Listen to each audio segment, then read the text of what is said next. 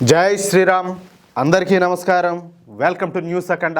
నేను మీ కస్తూరి శ్రీధర్. మిత్రులారా, మనకు 1947లో స్వాతంత్రం అయితే వచ్చింది. అంటే నేటికి స్వాతంత్రం వచ్చి 78 సంవత్సరాలు అయితే పూర్తి అయిపోయినాయి. ఈ 78 ఏళ్లలో దాదాపు 58 సంవత్సరాల పాటు కాంగ్రెస్ పార్టీనే మన దేశాన్ని అయితే పరిపాలించింది.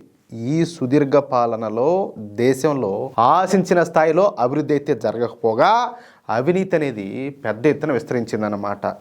చూడు ఎంత దారుణం అంటే, కొన్ని లక్షల మంది త్యాగ ఫలితం ఏది మన దేశానికి స్వాతంత్రం రావడం. వాళ్ళంతా కూడా అంతకుముందు మొఘలాయలు కావచ్చు, తర్వాత బ్రిటిషర్లు కావచ్చు, సరే వాళ్ళ కింద మనం బానిసలుగా బతుకుతా ఉన్నాం. లేదు, మన భారతీయులు ఇంకా ఎవరి కింద కూడా బానిసలుగా బతకూడదు, మనకంటూ మన స్వతంత్రంగా బతకాలా, స్వేచ్ఛగా బతకాలని చెప్పేసి ఎంతో మంది తమ ధన మాన ప్రాణాలన్నింటినీ కూడా త్యాగం చేసి మనకు స్వాతంత్రం తెచ్చిపెడితే, ఈ స్వాతంత్రం అనేది ఎవరి చేతి లేకపోయిందంటే, ఇది ఎవరికి అత్యంత గొప్పగా మేలు కలిగించిందంటే ఒక కాంగ్రెస్ పార్టీకి, అదో ఆ ఫేక్ గాంధీలో కుటుంబానికి, వీళ్ళకి మాత్రమే.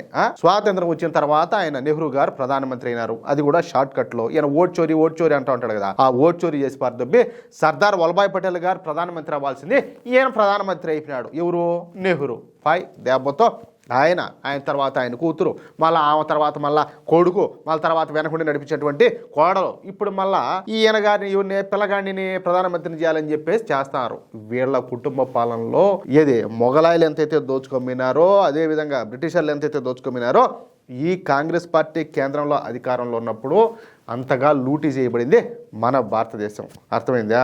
సరే, ఎక్కడ చూసినా కూడా నేరాలు, ఘోరాలు, బంధుప్రీతి, స్కాములు, అలాగే లంచగొండితనం అనేది విపరీతంగా పెరిగిపోయినాయి. అసలు దేశంలో అడ్మినిస్ట్రేషన్ ఉండాదా లేదా అనిపించే స్థాయికి ప్రజల్లో అసహ్యం కలిగిందనమాట. నిజానికి అప్పట్లో పాలన ఏది రాజ్యాంగబద్ధంగా కాకుండా రాజ్యాంగాన్ని ధిక్కరించే విధంగా సాగిందనమాట. పేదరికం, దరిద్రం దేశం అంతటా కూడా తాండవిచ్చినాయి. ఒకానొక సమయంలో పెద్దవాళ్ళు చెప్పిన మాట ఏంటంటే, తినడానికి తిండి లేక ప్రజలు మట్టిని తిన్నారంటే అప్పట్లో పరిస్థితులు ఎంత దారుణంగా ఉండేయో మీరందరూ కూడా అర్థం చేసుకోవచ్చు. కానీ అదే సమయంలో ఈ కాంగ్రెస్ పార్టీ కావచ్చు, అదేవిధంగా ఈ కమ్యూనిస్ట్ పార్టీ కావచ్చు, అలాగే ఇతర కుటుంబ పార్టీల నేతలు మాత్రం తమ ఖజానాలను అయితే నింపుకుంటా ఉన్నారు. అప్పట్లో అవినీతి ఎంత విశృంఖలంగా ఉండేదంటే, మేము కేంద్రం నుంచి ₹1 పంపిస్తే అందులో 15 పైసలు మాత్రమే ప్రజలకు చేరతాయని చెప్పేసి స్వయంగా అప్పట్లో ప్రధానిగా ఉన్నటువంటి రాజీవ్ గాంధీనే స్టేట్మెంట్ ఇచ్చినాడు. మనవాడి దాన్ని బట్టి అర్థం చేసుకోండి మీరు. పరిస్థితులు ఇంత దారుణంగా ఉండటం వల్లే అప్పట్లో ప్రజల్లో జాతీయత అనేది కానీ, దేశభక్తి అనేది కానీ పూర్తిగా లోపించిందనమాట.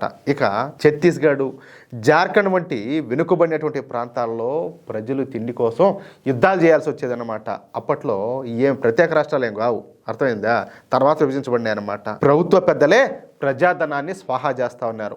ఈ పరిస్థితుల మధ్యనే ఈ నక్సలిజం కావచ్చు, ఈ పీపుల్స్ వార్ గ్రూపు, అలాగే ఈ మావోయిజం అనేటివి పుట్టుకొచ్చినాయి. అంటే ఈ ఉద్యమాలు పుట్టడానికి కారణం ఎవరో? అప్పటి కాంగ్రెస్ ప్రభుత్వ పాలనే. క్లారిటీ ఉందా? 1980లో పుట్టినటువంటి ఈ మావోయిజానికి ప్రారంభంలో ప్రజల నుంచి కొంత మద్దతు అయితే దొరికిందనమాట. అదైతే వాస్తవమే. అయితే ఈ మావోయిస్టులు అవినీతి పనులను శిక్షించడం మానేసి మన ప్రజల్నే దేశానికి వ్యతిరేకంగా మార్చడం మొదలుపెట్టినారు. ఎందుకంటే వీళ్ళు చైనా ప్రేమికులు కదా, శత్రు దేశాలను ప్రేమించే వాళ్ళు అట్లా ఎట్లా చేస్తారు? వాళ్ళ ఐడియాలజీనే అట్లుంటుందన్నమాట. ఛత్తీస్గఢ్ వంటి ప్రాంతాలలో ప్రజలంతా కూడా జాతీయ జెండాను ఎగరవేయడానికి కూడా భయపడే పరిస్థితి అయితే ఉండిందన్నమాట. ఇప్పుడు ఈ మావోయిస్టులో వీళ్ళు ఎవరో ఉన్నారు కదా, వాళ్ళు సరే సిస్టమ్కి వ్యతిరేకం, లేకపోతే అవినీతికి వ్యతిరేకం, లేకపోతే ఇంక దేనికో వ్యతిరేకం అని అనుకుందాం. ఇవన్నీ బాగానే ఉన్నాయి. మన జాతీయ జెండా ఎగరేస్తామంటే నీకేమి నొప్పా? నీకు ఏడంతగా కింద పైన యాడ్ నీకు నొప్పి పుట్టినాయి అంటాలి. తప్పా కాదు అదే? అంటే దాన్ని బట్టి మనం ఏమర్థం చేసుకోవాలా? ఇంకా తీవ్రవాదికి నీకు తేడా ఉండదు. నువ్వు తీవ్రవాదివే, నువ్వు కూడా. వీళ్ళు చేసింది అదే కదా.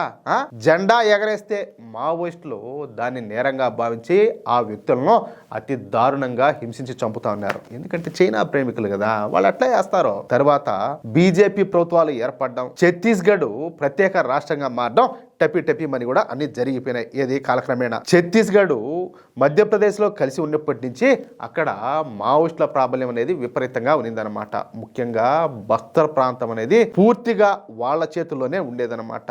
దట్టమైనటువంటి అడవుల కారణంగా ఆ ప్రాంతం అభివృద్ధికి దూరంగా ఉండిపోయింది. ఇకపోతే ఈ మావోయిస్టుల అడ్డంకుల వల్ల బీజేపీ ప్రభుత్వాలు కూడా అక్కడ అభివృద్ధి పనులు వేగంగా చేపట్టలేకపోయినాయి. ఏం చేస్తాం, అద్దుమట్టి చికాకు పుట్టిస్తూ ఉంటే. ప్రతి సంవత్సరం కూడా దేశవ్యాప్తంగా ఈ జాతీయ పండుగలు ఘనంగా జరుగుతూ ఉన్నప్పటికీ ఈ బస్తర్ ప్రాంతంలో మాత్రం జాతీయ జెండా ఊసే ఉండేది కాదన్నమాట. ఇప్పుడు గతంలో కూడా నేను చాలాసార్లు చెప్పా, అసలు ఈ మావోయిస్టులు ఎలాంటి వాళ్ళు ఎంత దుర్మార్గులు, ఎంత కిరాతకమైన వాళ్ళు తెలియాలంటే ఈ బస్తర్ అనేది ఈ సినిమా ఉంటున్నది ఒక్కసారి చూడండి మీరు.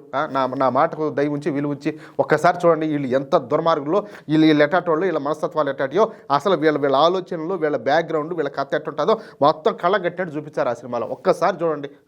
సరే, దశాబ్దాల పాటు వామపక్ష తీవ్రవాద నీడలో మగ్గినటువంటి ఈ ప్రాంతం ఇప్పుడు విముక్తి పొందిందన్నమాట. ఇది బస్తర్ ప్రాంతం. ఈ ఏడాది గణతంత్ర దినోత్సవం సందర్భంగా బస్తర్లో చారిత్రాత్మకమైనటువంటి క్షణాలన్నీ కూడా కనిపించినాయి. ఇప్పటి వరకు జాతీయ పండుగలు జరుపుకోవడం అసాధ్యమని భావించినటువంటి గ్రామాల్లో తొలిసారి మన త్రివర్ణ పతాకం రెపరెపలాడింది.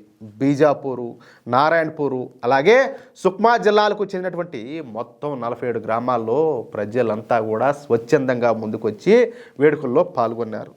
గత 2 ఏళ్లుగా బస్తర్ ప్రాంతంలో భద్రతా పరిస్థితి క్రమంగా అయితే మెరుగుపడుతుంది. కేంద్ర అలాగే రాష్ట్ర ప్రభుత్వాలు స్పష్టమైనటువంటి వ్యూహంతో ముందుకు పోవడం, అలాగే మన భద్రతా బలగాలు నిరంతరం కూడా ఆపరేషన్లు నిర్వహించడం వల్ల ఇదంతా కూడా సాధ్యమైంది. దీనిలో భాగంగా మావోయిస్టు ప్రభావిత ప్రాంతాల్లో 59 కొత్త భద్రతా శిబిరాలను, అంటే ఈ సెక్యూరిటీ క్యాంప్స్ ఉంటాయి కదా, వాటిని అయితే ఏర్పాటు చేశారు. దీనివల్ల అక్కడ శాశ్వతమైనటువంటి భద్రతతో పాటు ప్రభుత్వ ఉనికి అయితే ఏర్పడిందనమాట. ఇప్పుడు ఈ బస్తర్ ప్రాంతం అంతా కూడా భద్రతా బలగాల పర్యవేక్షణలోకి అయితే వచ్చింది.